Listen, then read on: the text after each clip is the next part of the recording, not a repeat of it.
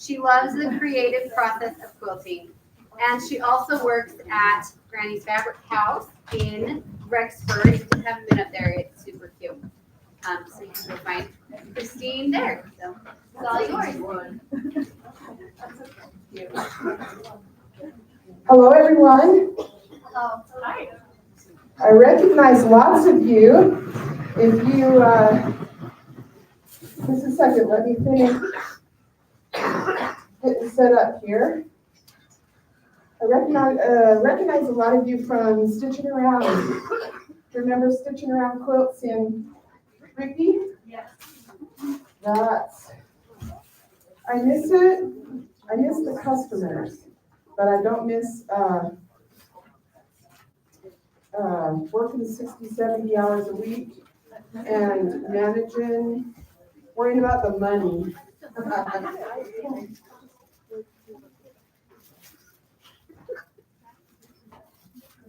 Hang on just a sec here.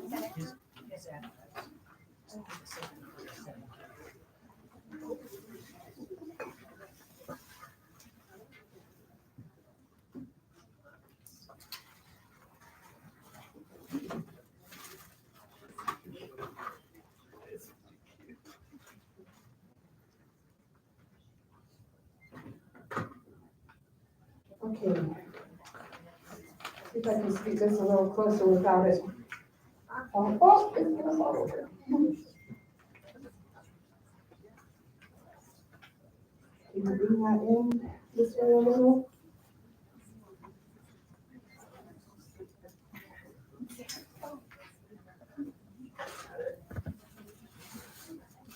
Okay. That good? Do you see it? Okay, we are going to talk about Hasbro triangles today. This is actually my third time teaching here, so hope you're not bored. We're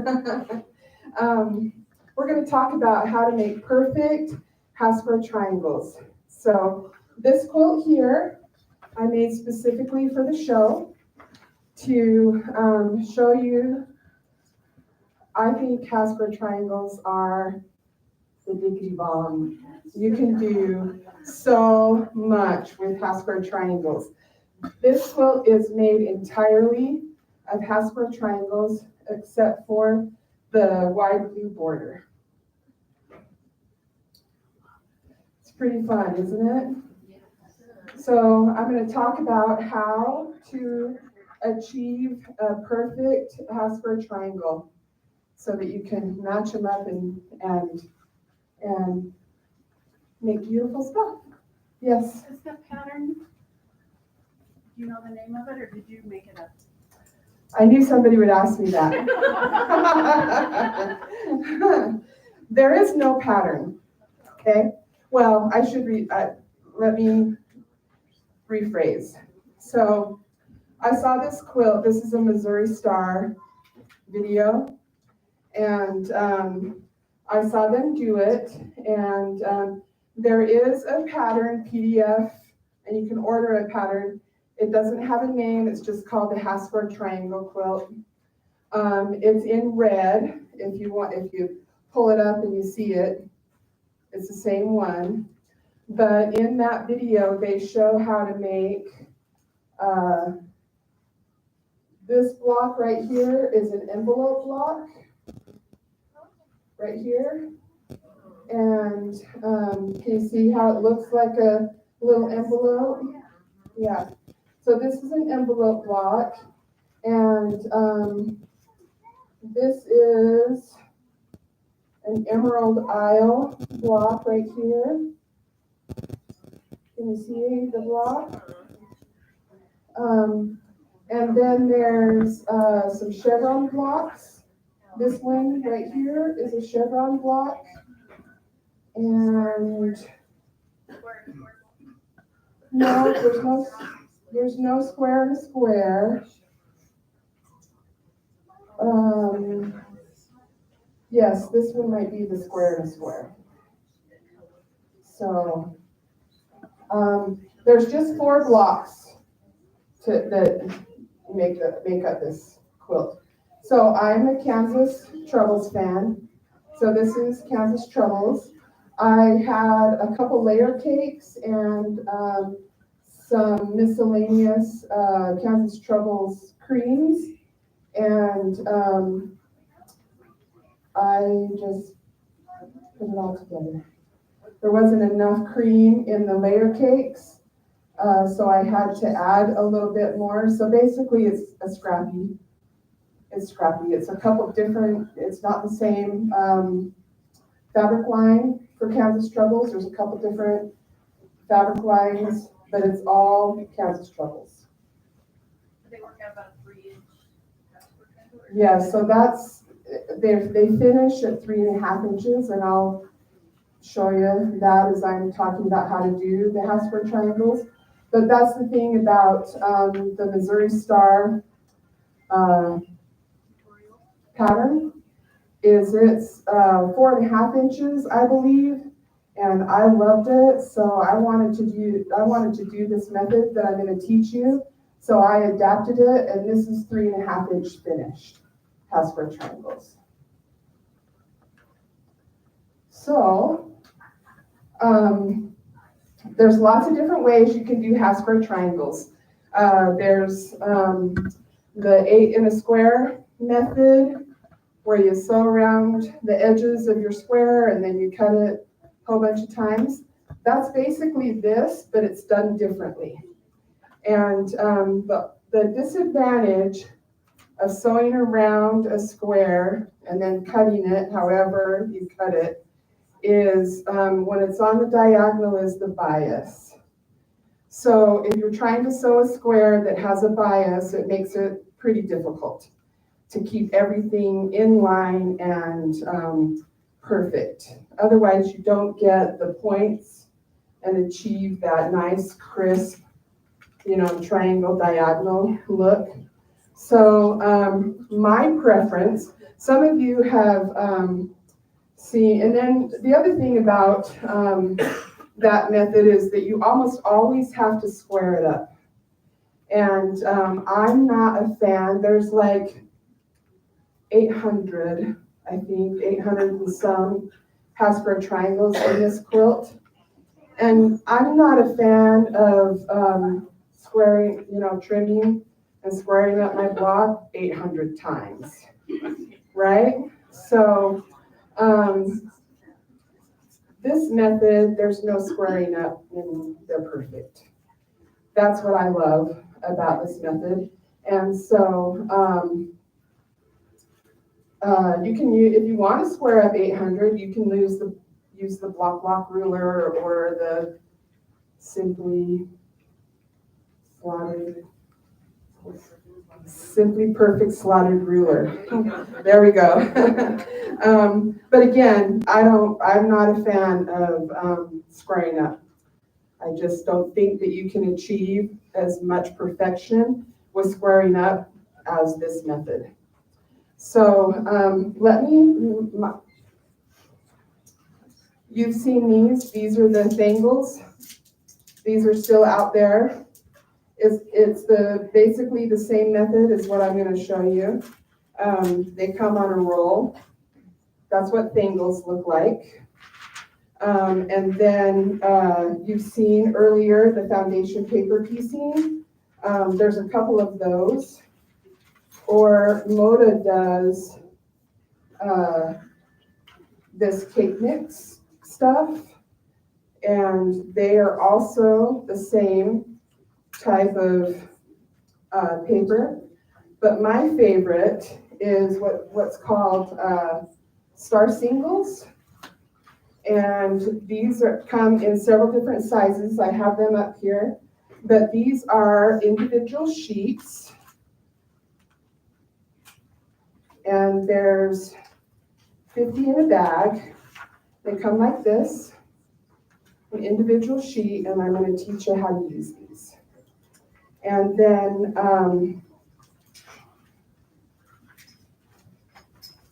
the thing about Star Singles that you have to remember is that this size at the top is finished. This is a finished size. So if I'm quilting it, or if I'm piecing a quilt and it's got half square triangles in it and it's got several, I come to this and I adapt to whatever I need. So but you just have to keep in mind that this is finished on all of these different sizes. So they have a 3.5 inch finished, a 2.5, a 2, and a 1.5. And I should have brought my other sample, but the 1.5 are so great because it's, you can do like, one time I did a 1.5 inch finished border of half square triangles and it was perfect. It's just bad. You're so proud of yourself. You're so proud of yourself when it's finished. So they're just fantastic. Now, let me start. This is definitely my, what I have developed and is my style, my preference. It doesn't mean that it's the only way to do it. It doesn't mean you have to do it this way. I love quilting because you can do what you want. There's only a few hard, fast rules. You've got to have a nice 1/4 inch seam. You've got to do well at your cutting. You've got to do well at your pressing. But other than that, you really can, the sky's the limit, right? You don't have to follow you don't have to put borders on. You don't have to follow the pattern. You can do whatever you want. So I love the creative process of quilting. This is what I developed, my technique as far as achieving half square triangles to my liking, okay? And ask questions. So the first step is prepping your fabric. So I personally am a starcher. I do not steam. I never steam. My iron never has water in it. It's not even an option in my book. I started out steaming, but over the years, I have converted to starch. And I'm a pre-fabric prepper. So I prep all my fabric with starch, and I'm a heavy starcher. I love that nice, crisp piece of fabric. I think it cuts better, it holds its shape better, and when you go to press it, it's beautiful. So are you a dredger or a sprayer? It depends on the fabric. A woven or a flannel, I am much more of a drencher. So drencher, that term comes from Primitive Gatherings. What's her name? Flannel. Lisa Bonjean. She is a drencher. So when she teaches you to drench your flannel, and that's where I learned that method. So if I'm doing woven or flannel, I'm a drencher, but I don't drench it in the tub or a basin. I just spray the heck out of it. And then I will hang it on one of those little clothes dryer racks. But be sure not to get if you want to do that, don't get the wooden kind. Get the kind that's the white laminate so that you don't get the wood wet and it stains your fabric. So if you want to drench, then yeah. I just go buy cheap spray starch if I'm drenching everything. And then when I, press the final block, then I use the good stuff. That's a good I don't know point, if yeah. that's a good idea or not. So she's saying That's that when she Doing so much drenches, garbage yes. stuff. And I think the stay flow method would be, starch. Is it stay? Stay flow, yeah. I think that would be great for drenching. And I think that's what Lisa Bonjean uses, in fact, if I remember right. I don't think I do think it would be cheaper if you were drenching, if you did it that way. I haven't ever tried that method of starch like you're talking about. I can't remember your name. Kathy was talking about earlier, but I want to because I love starching. So I work at Granny's Fabric, and Vanessa has her own recipe for starch that I love. So that's fun too. But I want to try that stay flow method as well. Because I prep my fabric first, I starch it. If you come and feel this piece up here, it's been starched. I don't drench my cottons, but I will give them a good spray, okay? And to the point where they have a little bit of a wet look.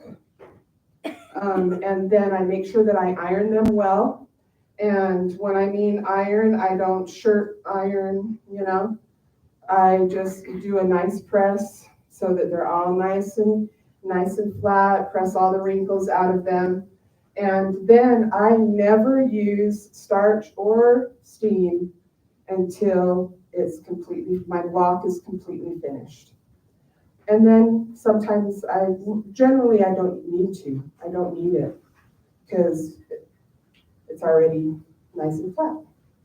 Do you So- pre-shrink it before? Pardon? Do you pre-shrink your fabric first?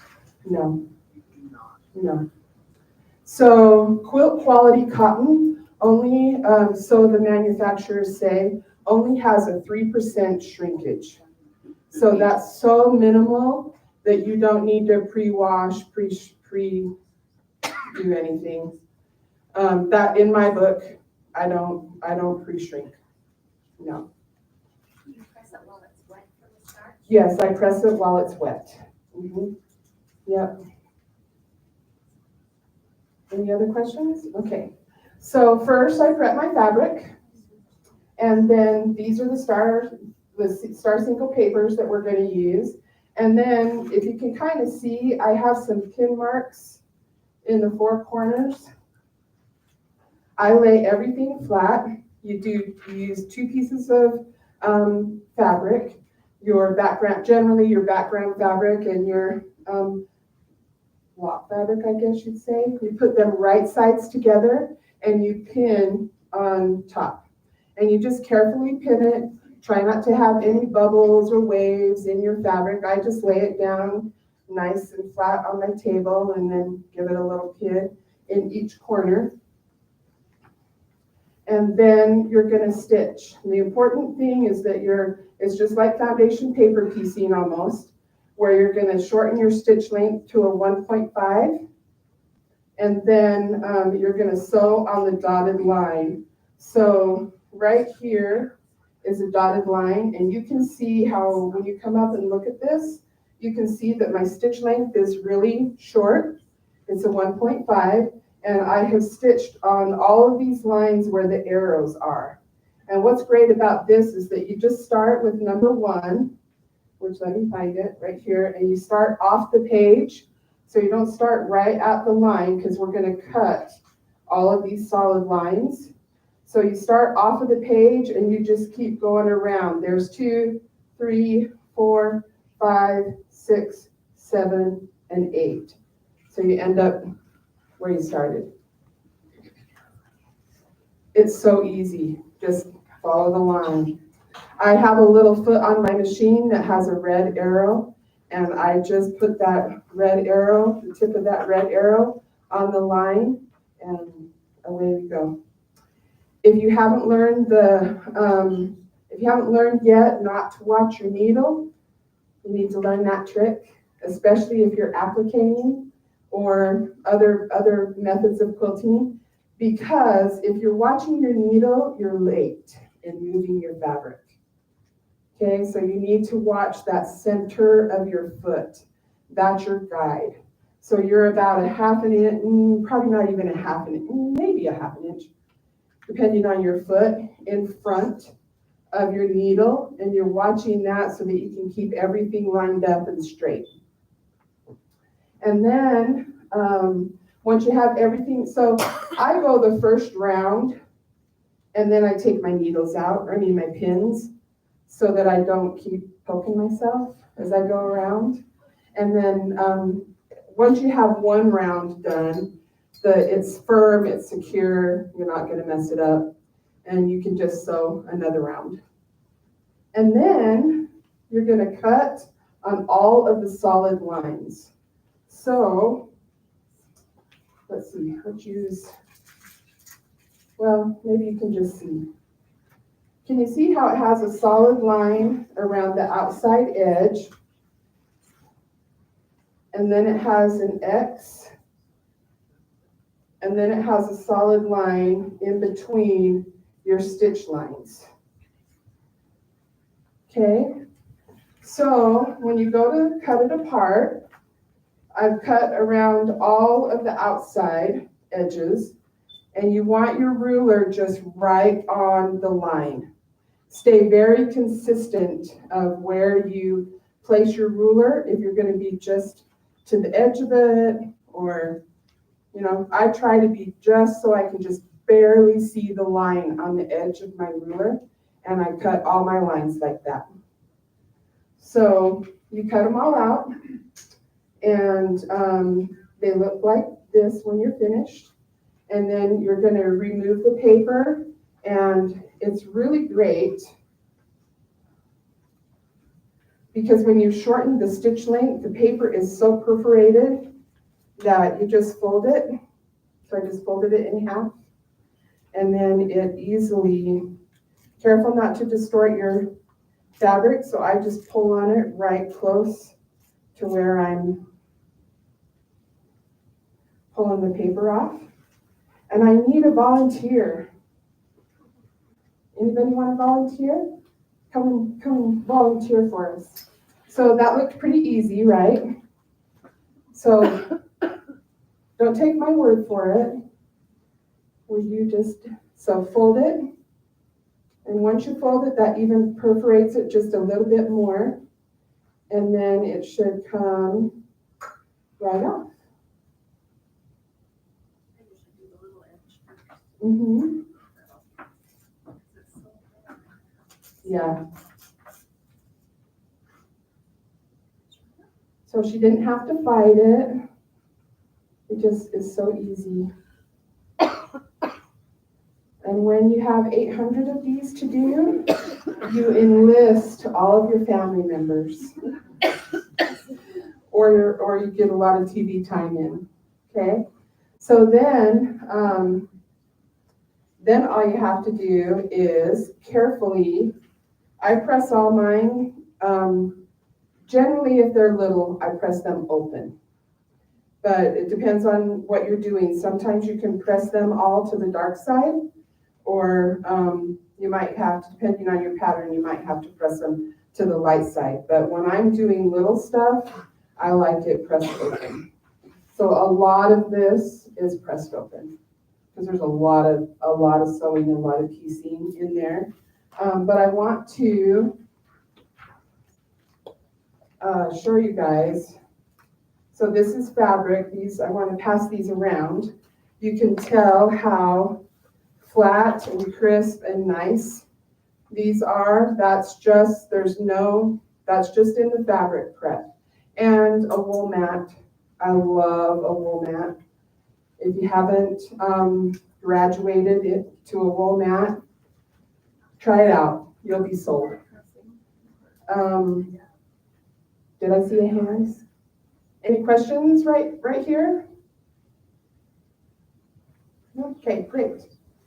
So, yes. Should you cover that wool mat with something to keep it from getting stained or something? Okay, so Steam, I guess it doesn't matter, does it? she's asking if you should cover your wool mat. I never have. I guess you could so that you don't get starch on it. I don't know if that would take away some of the quality of using a wool mat. That's what I do know that if your iron is too hot, it will cause a little black ring around your iron, and that is, your iron is too hot for the wool mat. A good quality wool mat is, there's some wool mats out there that are very generic from China.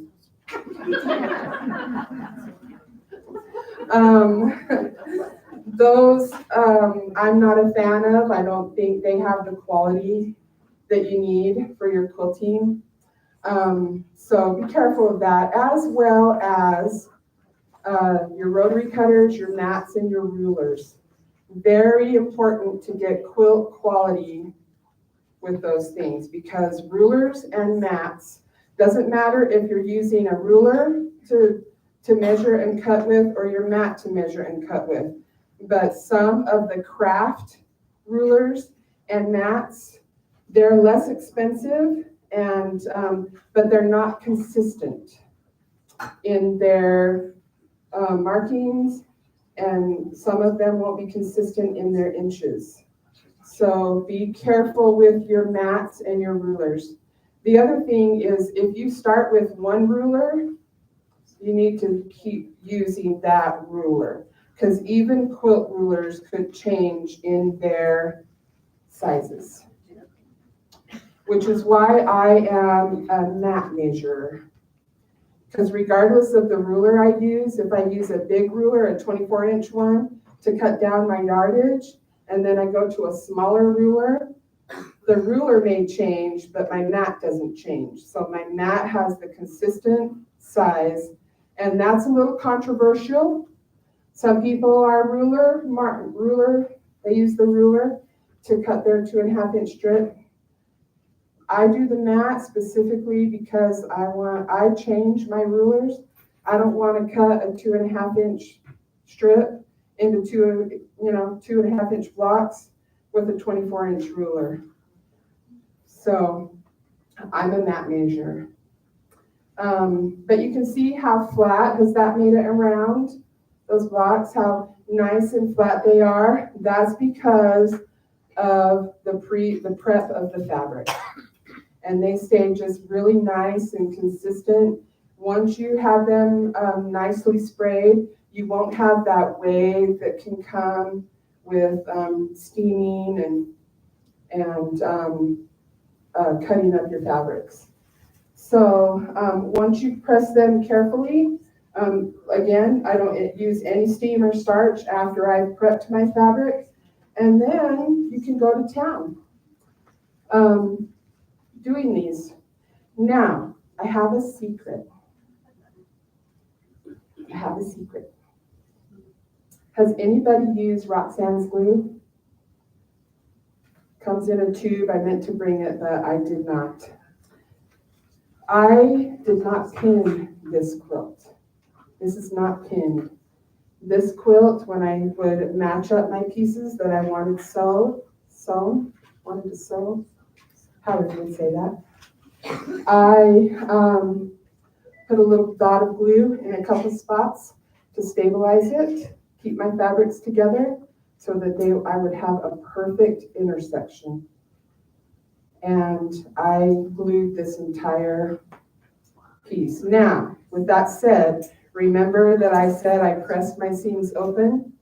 So it took extra work, because once you've used Roxanne's glue, you can still pull the fabric apart after it's set. So it took extra care to pull those seams apart, but I wanted perfection. So there's a little bit of trade-off there, depending on, your preferred method. If I do pin, I am a diagonal pinner. Yes. Roxanne's glue, do you have to set it with iron, or it just glues? You do have to set, if you want to use it right away, you have to, it's heat set. Yeah. Yeah. And I love that stuff, guys and gals. I love that stuff. I use it on a variety of things. I use it with applique. Last year I was at an event called Motivation for shop owners at the Moda headquarters. And I don't remember what designer it was, but she said, and you can even use it if you don't have time to bind your quilt, and just use the glue and send your quilt into Motivation for pictures. So I have heard of a lot of people are using it to just, when they fold over the edge of their binding, they want it to be consistent. So they just run a little edge of glue along it, and then roll the binding over and heat set it. That's what's great about it, is you can heat set it, it's washable. What else about it? Doesn't gum up your needle. That stuff's great. Fun little quilting tip or technique. What do you mean it's washable? Does it wash out or it doesn't wash? It washes out. Yep. Yep, it washes right out. And you don't have to use hardly any. It has a long needle on it, and you can just use a little pin drop. It lasts forever. Yeah. Let's see. Any questions? Yes. I've had classes that use Elmer's school glue instead of the Roxanne. Is that something you've tried? How do you compare them? I have never used Elmer's. I take that back. I did use Elmer's a little bit one time. It's doable, but with the Roxanne's and it has that needle, you can get a much more precise placement, and you don't have to use near as much. Roxanne's is a little bit has a better hold than Elmer's. But Elmer's is definitely doable. Sometimes I think they're just poor Elmer's in there. But it is a little bit, it does hold a little bit better than Elmer's. I just took a class and I think they mixed Elmer's with water and put it in one of those tubes with a long needle. And use that for some of their applique. So she's saying that they used Elmer's and put water with it in a syringe or something, maybe? No, it was in a little bottle with a long. Oh, yes, you can buy those. Yeah. Yeah. In a bottle with a long needle. And they Yes. just used the little tiny dots. Yeah. Press it, Yeah. whatever. Yeah. So that's definitely doable. There was a question back here. Somebody? I know there's a question over here. Somebody has a question. Okay. Yes. So this, that I've had a hard time pressing these open. Do you have any tricks to that? It's very tedious to try to get that seam opened up and pressed. Yes. Spongy has the rounded woolly mat thing. Oh, okay. Yeah. So she's asking how to press open your seams. I needed that. She's saying that Lisa Bonjean has a little a U-shaped thing that opens it. I don't. It's called like a tailor's. It's for seams and clothes, but it's a Oh, okay. tailor's. It's like a clapper and a bar. It's Like the wool seam mat bar. has just been mats over the top. folded over, and so it's rounded. So So you're you're putting your your- seam on there, your seam kind of goes. I And you know where only you can press get the one. seam, not the whole block. Where can you get one? At the craft shop in Blackfoot. At the craft shop in Blackfoot. So if you have 800 Casper triangles that you want to press open, that would be a great thing to invest in. I wish I'd known about that. No, I don't really have any secrets other than, because I have big hands and big fingers, so I have to get my scissors, something pointy to start it, and then I just press it with my finger and then, iron it open. So, any other questions? You want to come up and look? And so the quilting on this was done on a long arm by Lori Miller. She's teaching tomorrow. I think it's the first class, quilting on your domestic machine. So that would be really fun. She did not quilt this on her domestic machine. She quilted this on her long arm. So, Was it computerized? correct. It is not an edge to edge. Yeah, this is my first ever of all the quilts that I've made. This is my first ever custom quilted one. But it's still automated, right? I mean, you did it with a computer.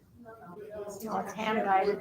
She probably had She has a secret. Who did it? Her machine has a button that says trace, and she will do it at first. She will do it by hand, what she wants, whether it be by rulers or whatever. And the computer will remember what she's done.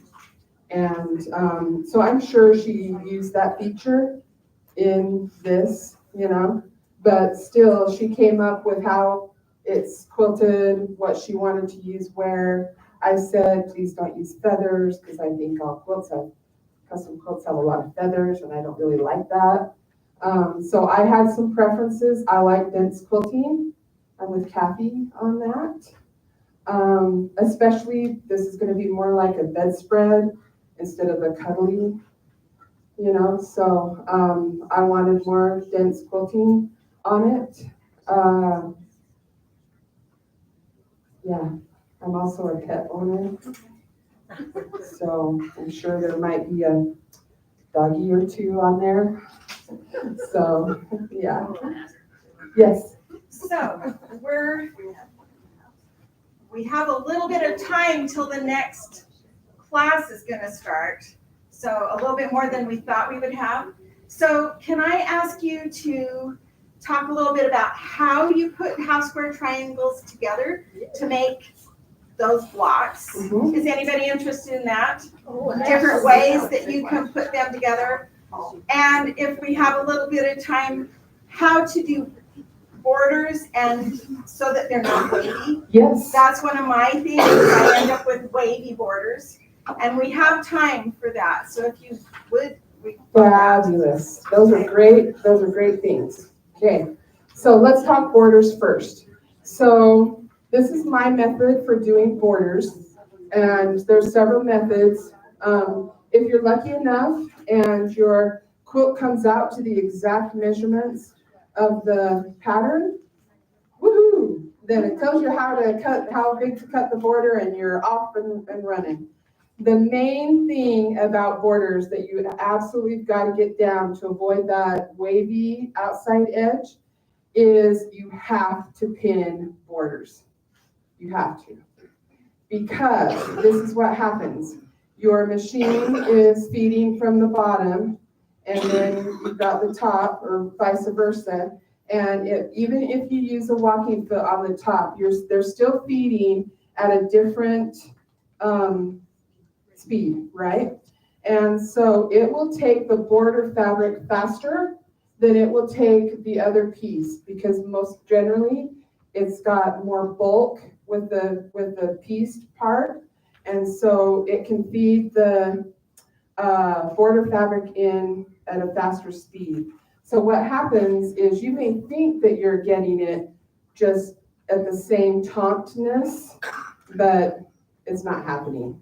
And what happens is the outside edge of the border ripples. You get more fabric sewn onto the side or top side of your quilt than your actual quilt.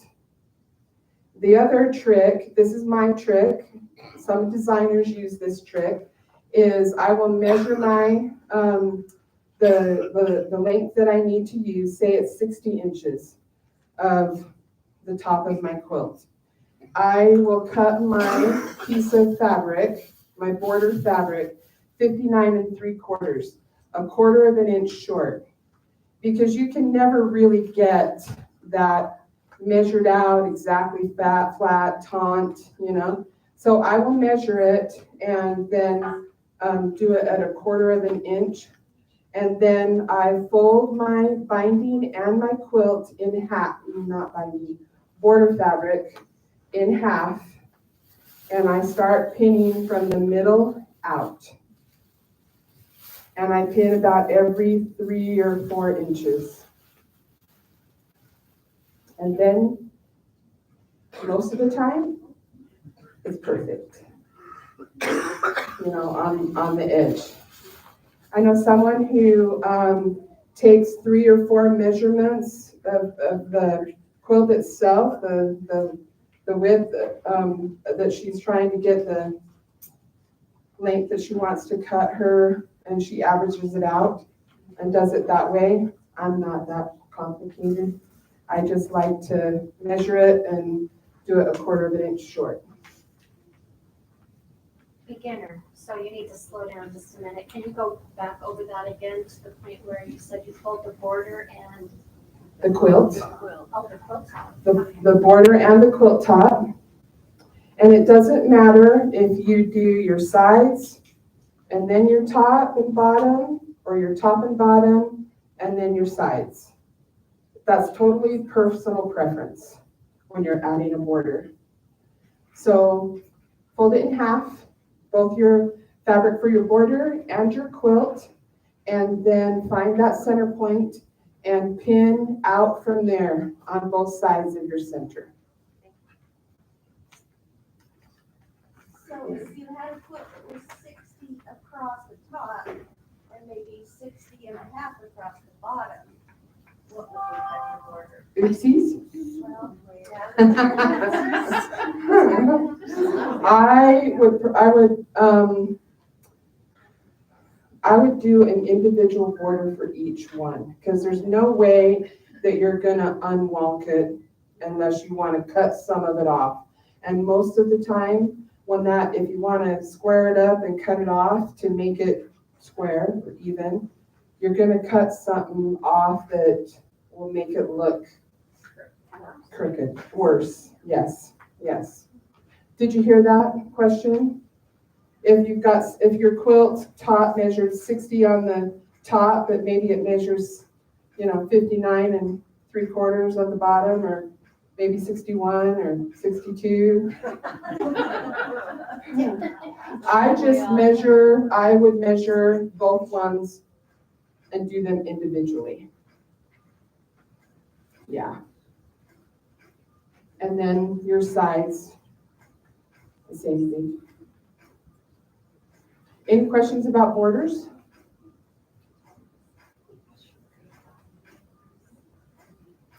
Okay. Let's talk about how this went together. So, first of all, it's planned and scrappy. Does that make sense? So I said, okay, I've got black and blue. And so here's a trick when you're trying to figure out what to do, which fabrics play light, medium, or dark. You can take a picture of your fabrics and then on your phone, do the color filter, thank you, until it shows monochromatic. And that is white and black. And that will surprise you, because sometimes you think that you've got a medium color and it will really either play light or dark kind of thing. So when you're trying to decide how your fabrics fit in there, that's a great little technique to change it to the mono. So I did that with this, and I said, well, my black and my blue really play the same color, right? And then the kind of rusty, well, I wouldn't call that rust, but burgundy and burgundy. There's kind of two different brownish, or sort of a brownish color in here, and the burgundies, or even a little bit of a purple hue. I said, well, those, because remember I was working with a couple of these different layer cakes. I felt to mention that I love pre-cuts for the star singles. So, and so I said, okay, well, these colors play the same, and the burgundies kind of play the same, and then I've got these golds that are a little bit different, but still can be used in the same colorway. And then there was green. So I said, okay, I need how many blocks? So if you look at this is a block. There's 4 blocks that make this block. You see that? Then there's a narrow chevron, 2 chevron blocks, so this block and this block make a chevron block, and then it just repeats itself. So here's a block, here's the chevron blocks, another block, and then this one, so that's a row right there, and then this is a row. So this one has the chevron block, turn sideways. So there's 2, this is a chevron block right here, this 4 patch, and this 4 patch, and they're just put the tips together. So this is a long tip on its side, and then you've got a square within a square block, and then the chevron block, a square within a square chevron, and then it moves to the same row where you have this. These are envelope blocks or love note blocks, whatever you want to call them.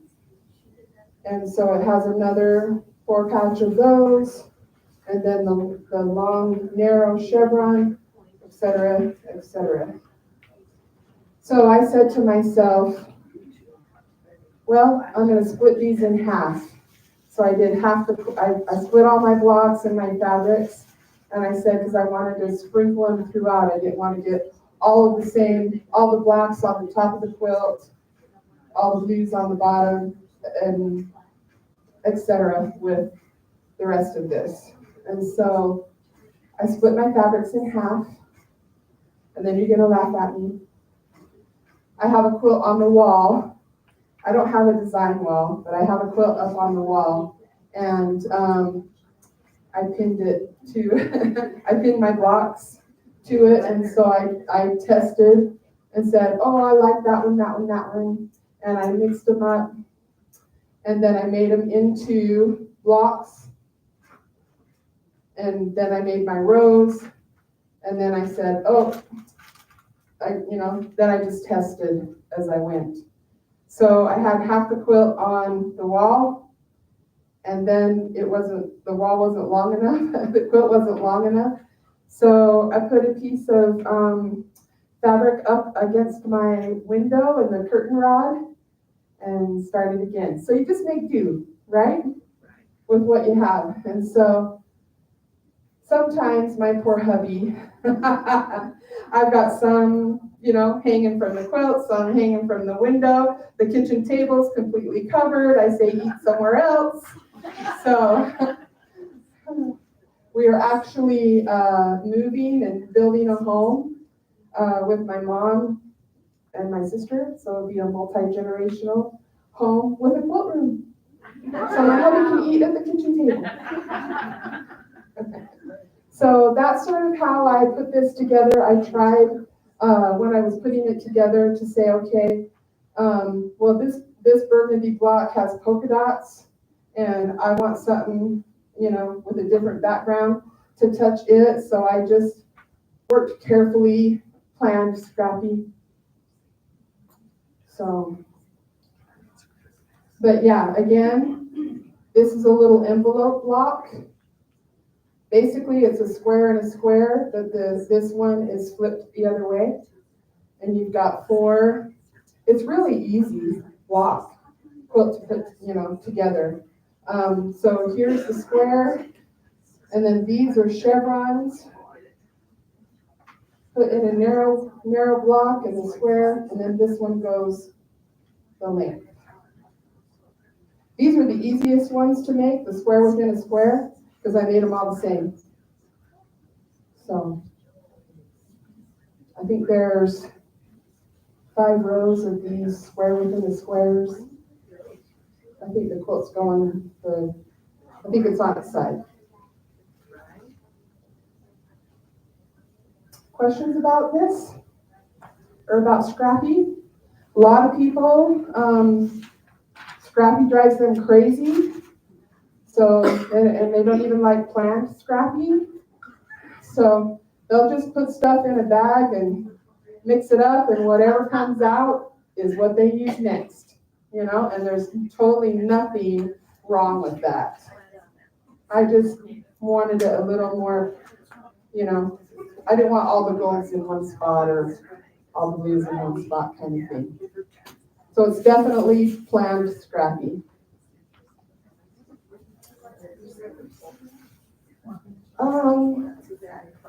I just made it. It's hot off the press. It just got finished binding on, yesterday morning. Yes. Maybe a good suggestion, when you get it laid out, take a picture of it, and you'll be amazed at What you pick up in a picture that you don't pick up. Absolutely. I always do that. I get it laid out. Yes, for sure. I get it laid out and I always take a picture and look at it because I'm like, oh, wow, that's obvious. But you don't see it. You don't see it, no? Or and absolutely do that before you sew your blocks together because you will get your whole quilt put together and then you will look at it and go, how did I miss that? The block's upside down, you know, this kind of thing. So yes, pictures, Kathy, very good suggestion. Always take a picture. I do that before, you know, I think that maybe I have what I want in my squares, but I match it to what's up here, you know, judge it from what's up here that's already been sewn together. And then I say, oh no, I've got two blacks right here or something like that. So yeah, I'm always taking pictures and sometimes I get myself confused. So I have to delete them all and then start over on the pictures. So yes, definitely a good suggestion. Any other suggestions? Anybody else have? Yes. You know, you said on the smaller squares, you press your seams all the time. So what's the cutoff line? for the size of square? What's the cutoff line? Yeah. Like how small is small? You said small, but over 3.5 inches. I mean, I think that's Yes, but there's lots of the squares, and so I was trying to eliminate bulk in all of the intersections. So your question, let me reiterate, see if I understand you right. How big can you go before you don't have to open up your seams? Totally personal preference. And so do you know what the name of that tool is that they're talking about? Press and open. What was the tool called? Oh, she left. She's in the back room. Some kind of a tailor's tool that curves. And when you put your block. So she'll look at us. Oh, there you are. Oh, there she is. It's like a pressing pen, but it's. She'll presser, open seam presser bar. I'll have one here, yeah, literally called a presser bar by the Gypsy Quilters, the ones where I get mine from. Mm-hmm. I'll have one here, my personal one. And I imagine that you lay the right side down on it. Right which- side down on it, and then it, Forces. your seam, it just helps you open your seam up. Then it keeps everything else out of the way as you're progressing along your seams. So you don't accidentally iron wrinkles into There you go. iron them back closed. Yeah, great. Yeah, But it's amazing. yeah, I bet that's a great tool. Yeah, fabulous. Really personal preference. If I can get away with pressing to one side or the other so that I can nest my seams, I will totally do it. But this one, I knew that there was, 800 half square triangles, so I pressed open. Does anybody else have a personal preference that way? With how you press open or nesting? Pardon? Yeah, so she always presses to the dark side. Some patterns are great because they will tell you which direction to press, and I always do that so that I can nest my seams. When they tell you that, that's a fantastic pattern writer because then you can always get your seams nested perfectly. This one isn't like that. I just watched the video and said, okay, I wanna do this technique with it, and went from there. I get caught doing that sometimes. So, any other quilting questions? Yes. So you press all those things open on that quilt? Some of them, the borders, I believe the borders are pressed to the dark side. This one, this is an emerald block. So right here is the block. So 2 half square triangles. I believe those are pressed to the dark side. Because I didn't, there's not a whole lot of intersections. Because right here and right here, you've got like 8 layers of fabric coming together. And it just makes it really bulky if your seams are not pressed open. You've got double the fabric, and so it can make your quilt doesn't lay as flat, and it can be harder to quilt because it's really bulky right there. So, what else? You can pick my brain. Anything else that you want to know about? You good? Did we do okay on the time? Great.